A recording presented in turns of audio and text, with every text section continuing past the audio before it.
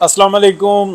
मियाँ मोहम्मद नवाज शरीफ वापसी, ये एक ज़ेर बहस मौजू है और मुख्तलिफ़ इत्तलाआत आ रही हैं। बहुत सारे लोग हैं जो इस लारे लप्पे के अंदर हैं कि मियाँ मोहम्मद नवाज शरीफ बस अगले महीने आ जाएंगे और ये बंदियाल कोर्ट का मसला है और बंदियाल कोर्ट जैसी जाएगी तो ये सब कुछ हो जाएगा। ये बंदियाल कोर्ट ना हुई, ये एक थाने की FIR हो गई और ये जो डॉक्ट्राइन थी ये डॉक्ट्राइन ना हुई बल्कि ये एक माजी का किस्सा हो गई कि जो आज से कोई 800,000 साल पहले हुआ था वाक़या, जो हम हिस्ट्री में पढ़े हैं। ये ऐसा नहीं है, इसको हमें समझना होगा। देखें, मियाँ मोहम्मद नवाज शरीफ कौन है? एक नज़रिया, एक सोच है जिसके अंदर एक जज्बात पाए जाते हैं, जो पाकिस्तान को डिलीवर करता है, जो अपनी ज़ात से बढ़ के पाकिस्तान को अहमियत देता है, हैसियत देता है। वो कहता है कि बस ठीक है, अल्लाह पाक ने मुझे ज़िम्मेदारी दी है तो मैं ये खिदमत करूँगा। अच्छा, इस खिदमत के अंदर वो किसी की सुनता नहीं है और किसी जगह पे कंप्रोमाइज़ नहीं करता। ऐसा नहीं कि बिल्कुल ही, लेकिन हत्तल वसा उस शख्स की कोशिश ये होती है, ज़ाती लालच, किसी भी किस्म के लालच से पाक वो शख्स, वो नज़रिया, वो सोच जिसका नाम मियाँ मोहम्मद नवाज शरीफ है, वो वापस आने के लिए तैयार है। वो ये कहते हैं ठीक है, लेकिन लेवल प्लेइंग फील्ड हो, आप अपना काम करो, दूसरे को अपना काम करने दो।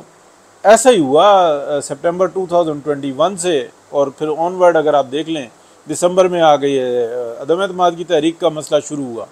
गारंटी आ गई थी कि नहीं ठीक है, हम बिल्कुल पीछे हट रहे हैं, हम ऐसा कोई काम नहीं करेंगे। उसके बाद की क्या सूरत हाल है, ये बात हमें नज़र आ रही है। लेकिन इसके पसे पर्दा क्या है, मैं आपको उस तरफ तवज्जो दिलाना चाहता हूँ। बहुत सारे लोग बहुत सारे तरीक़ों से जो उनसे ना इस बात को जिक्र करते हैं, कुछ खुलकर बयान करते हैं, कुछ और तरीक़ों से बयान करते हैं। तो ज़रा अभी थोड़ा सा मैं जो बात करने लगा हूँ उसको आप समझिएगा।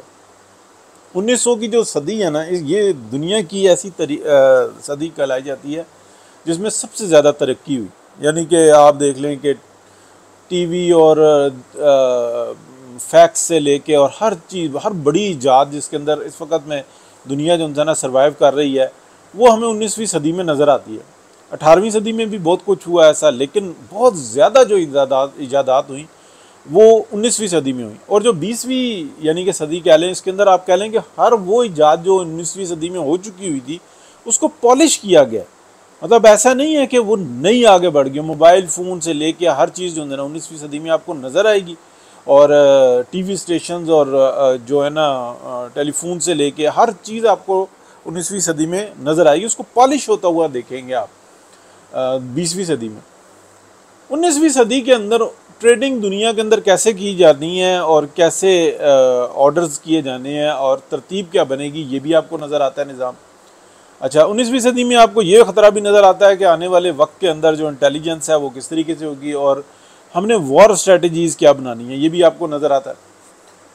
यानी कि ये 5th जनरेशन वॉरफेयर अगर समझें तो इसकी इब्तिदा जो थी ना 19वीं सदी में हो चुकी हुई थी। यानी कि लोगों को गुमराह करना, उनको अपने हाथों ही जो ना काबू करना और जहनों को मफलूज करना, ये सब हमें 19वीं सदी में नज़र आता है। हाँ, 20वीं में इसको मज़ीद पॉलिश। अच्छा, इंटरनेट का जो बेदरेग इस्तेमाल है ना, यानी कि हर बंदे तक की अप्रोच, ये भी मामला जो है ना 1990 में ज़ेर बहस था, जिसको मैंने आपको बताया कि मैंने एक बुक जिसको उर्दू में भी तर्जुमा किया गया और फिर वो मेरे तक भी पहुंची थी, फ़ोटो कापीज़ थी, लेकिन मैंने पढ़ी हुई है। उसका नाम वेटिंग फॉर अल्लाह है। उसके ऊपर कई किताबें लिखी गई। एक वेटिंग फॉर अल्लाह के नाम से मोनिका लवांसी ने लिखी, एक बेनज़ीर भुट्टो साहबा ने लिखी। लेकिन जो एक्चुअल जो बुक है जिसके अंदर ज़्यादा ख़तरा पाया जाता है, जिसको पूरी दुनिया से उठा लिया गया, बड़े ताकतवर थे जिन्होंने उठा लिया गया, क्योंकि वो स्प्लिट जिस तरीके से हुई थी उसी तरीके से उसको रिमूव किया गया। लेकिन बहरहाल बहुत सारी उसकी जिल्दें मौजूद हैं, बिल्कुल ऐसे ही जैसे कुरान पाक का एक जो तर्जुमा है वो फ़तेह मोहम्मद ख़ान जैलंधरी ने किया और उसके अंदर उन्होंने बिल्कुल जिस तरीके से था लफ्ज़ ब लफ्ज़ लिखा, फिर उसको बाद उसको उठा लिया गया, यानी कि गायब किया गया। लेकिन इसकी जिल्दें बहुत सारे लोगों के पास मौजूद हैं। उसमें सिर्फ ये था कि जो लफ्ज़ आए हुए थे ना उसका तर्जुमा करके और आगे उन्होंने यानी कि उसका तर्जुमा ही डायरेक्टली लिख दिया। अब वो समझ में बहुत स्पीड से आता था उन लोगों के, जो लोग बहुत यानी कि समझना चाहते थे। क्योंकि कुरान पाक की जो पहली आयात है ना, उलाइका उलदम उलाइका उलाम उलाइका उला मिन उलाइका उला हुदम मिन रब्बिहिम व उलाइका हुमुल मुफलिहून, इन्नल लजीना, बहरहाल ये जो है मुझे बहुत टाइम हो गया, तो ये इसके अंदर जो उसके मायने आते हैं कि ये किताब उन लोगों के लिए जो पढ़े लिखे हैं, ना कि उन लोगों के लिए जो अनपढ़ हैं। जब वो पढ़े लिखे हैं उन लोगों के लिए किताब है तो वो तो ऑलरेडी पढ़ा लिखा है, तो उन लोगों के लिए क्यों ये किताब। तो ये जो सा ना कुरान पाक का जो इब्तिदा होती है ना, तो आप ये देखें अल्हम्दुलिल्लाह शरीफ से शुरू होती है और उसके बाद ये जो है ना जो पहला यानी कि जो आयात है उसके अंदर ही बताया गया ये पढ़े लिखों की किताब है। हालांकि एक वाज़ेह सी समझ में आती है कि जब है पढ़े लिखों की या जो पढ़ना जानते हैं, जो लिखना जानते हैं, उनके लिए ये किताब है, तो फिर वो क्या सिखाएगी। हालांकि समझ में ये आता है कि जो पढ़ना सीखते हैं वो एक अलग चीज़ है, लेकिन पढ़े लिखों को पढ़ाना वो एक अलग चीज़ है। अब मैं आपको इस मौजू की तरफ आता हूँ।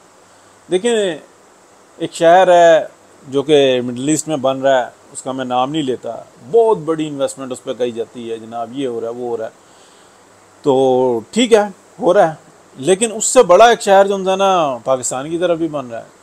ठीक है, पाकिस्तान की तरफ नहीं लेकिन पाकिस्तान की तरफ कह लें आप उसको, आबाबाद को समझें, यानी कि चाइना का जो दूसरा हिस्सा है जो 60% है, जिसके ऊपर उसकी टोटल 6% आबादी है, 4% थी, उसको जोर लगा के 6% तक लाए हैं।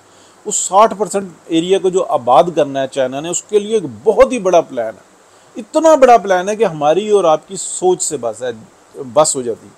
इसके ऊपर यह कहा जाता है कि तकरीबन आने वाले वक्त में जो ये इसको बनाना शुरू करेंगे ना, इस पर तकरीबन 20 ट्रिलियन डॉलर का तो इन्होंने निज़ाम बनाया हुआ है कि ये हम इसके ऊपर स्पेंड करेंगे। 20 ट्रिलियन क्या होता है, ज़ीरो से तो आप काउंट कर सकते हैं, ठीक है, लेकिन मैं उसको एक और तरीके से बताता हूँ कि 5 to 6 ट्रिलियन डॉलर अमेरिका और उसके तहादियों ने, 56 ममालिक ने 20 साल के अंदर 2001 से और 2020 के अंदर अफगानिस्तान में स्पेंड किए, जिसमें से मतलब बहुत बड़ी तो रिवर्स करके चला गया ना, लेकिन 20 सालों के अंदर उनकी इकोनॉमी ये बर्दाश्त नहीं कर पा रही थी, तो बहुत सारे कंट्रीज इब्तदा में निकल गए, फिर कुछ और निकल गए, कुछ और निकल गए, अमेरिका आखिर तक डटा रहा और 15 अगस्त 2021 को वो भी निकल गया। 5 से 6 ट्रिलियन डॉलर, 20 ट्रिलियन डॉलर अगले ने रखा हुआ है कि इसको यूँ करेंगे। ये मुख्तलिफ इतलात आती रहती हैं कि हमने इसको बनाना है। उसका जो सबसे बड़ा जो रास्ता है ना, सबसे बड़ा रास्ता वो पाकिस्तान से होता है, ठीक है, वो उसको चाहते हैं कि पाकिस्तान से बने। अब ये बात आपको एक समझ में आ गई कि ये पीछे कहानी क्या चल रही है। अब दूसरी बात ये देखें, 19वीं सदी के अंदर जिसमें दुनिया ने तरक्की की, उसके अंदर जितने बिजनेसमैन, जितने आप कह लें कि कॉरपोरेट और बैंकर्स और तमाम जिनसे लोग थे और जितनी गवर्नमेंट थी, छोटा हो या बड़ा हो, हर एक की जो टेबल होती थी उसके ऊपर एक चीज़ मुत्तफिक नज़र आती थी, वो होती थी दुनिया का नक्शा।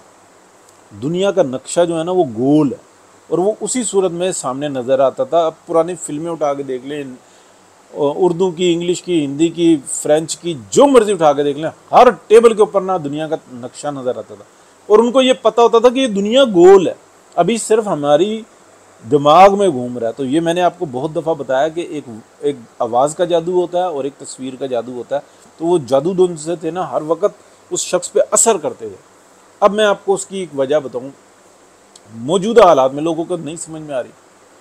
मतलब रशिया से पाकिस्तान का मुआहदा हुआ कि ऑयल का, तो सेंट पीटरबर्ग से जनाब वो जहाज़ चलता है और पाकिस्तान की सरहद पे पहुंचता है, जबकि हमने शोर मचा हुआ है कि हम रशिया को जो है ना खुला समंदर चाहिए। तो अब आप ये देखें कि इतना बड़ा रशिया है, अगर वो ग्लोब हमारे सामने हो ना, तो ये समझ में आता है कि अगर हम इस्लामाबाद से फ़्लाइट करें तो ठीक 25 से 30 मिनट के अंदर हम रशिया में दाखिल हो जाते हैं।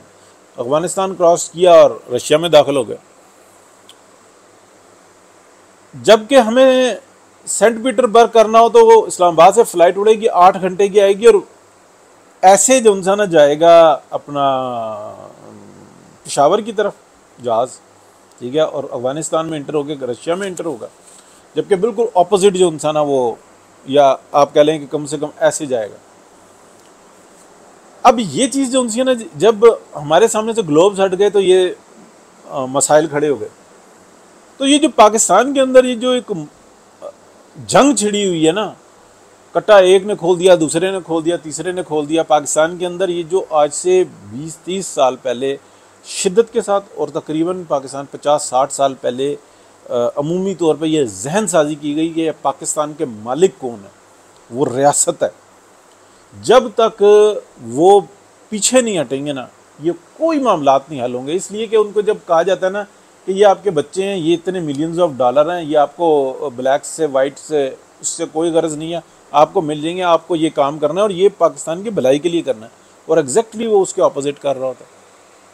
ठीक है, उसको नहीं सोच, उसके गुमान में नहीं है। देखे ना, घुन को, चूहे को, सूर को ये होता है कि किसी की चढ़ी हुई फसल है, ये किसी का घर खड़ा हुआ है, घुन को ये होता है मैं इसका शतीर खा रही हूँ। ये बात समझने की होगी।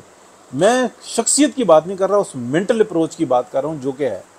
तो इस वक्त में भी देख लें, वादे कर दिए, पाकिस्तान को रेस्क्यू किया, अब अगला इलेक्शन सर पे खड़ा हुआ है, लेकिन फनकारियाँ ही ख़त्म नहीं हो रही। वो यूं था, वो यूं था, मैं यूं था, फलाना यूं था, मुल्क के वसीतर मवाद में, लेकिन मैं थोड़ा सा बस अपने बच्चों के लिए दाना दुनका इकट्ठा कर लूँ बस। और उस दाना दुनका की जो पट्टी होती है ना, वो आंखों पे ऐसी बनती है कि मैं तो कुछ करता ही नहीं, वो तो सिस्टम दे रहा है मुझे, कोई मसला नहीं है। ज़मीनों पे कब्जे तो हमारे जायज़ हक है, ये तो ब्रिटिश के दौर से हमारी पास है। देखें ना, ब्रिटिश की ज़मीनें थी, वो तो हमारी हैं। सोच है ये जब तक मसला ख़त्म नहीं होगा कुछ बेहतर नहीं होगा।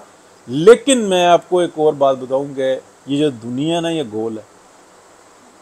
जब खड़े हुए हैं ना वो जिनके मफादात है खुल के, जो अपने आप को पूरे तरीके से मजबूत कर रहे हैं, उन्होंने रास्ता निकालना है। पाकिस्तान की आवाम का तो कचूमर निकाल के रख दिया, शर्म कोई नहीं है किसी को कोई शर्म नहीं है। सिर्फ और सिर्फ लड़ रहा है तो पाकिस्तान का सियासतदान जो है ना, वो लड़ रहा है आवाम के लिए, बाकी और किसी को कोई ख्याल नहीं है।